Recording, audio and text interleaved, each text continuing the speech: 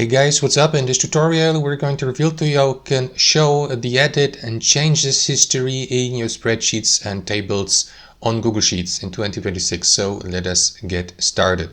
Alright guys, so let me go with that table or data table here for demonstration purposes. So there are two ways how you can access your documents history and access all changes and edits if you'd like to restore these. Option number one would be to simply click into that clock icon in the top right corner.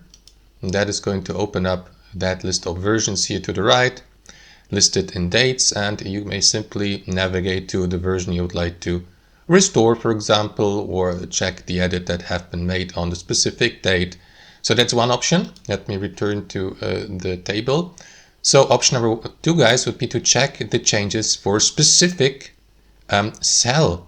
For example, let me add a change to that cell here. Let me rename it, for example, and remove that one typo. And if I, for example, now right click into that cell, I will be given access to that option here, show edit history. And there you go. Below you will see what has been made, or what was the last or most recent change. As you can see, I removed or replaced that one letter, as you can see, so it's accurate.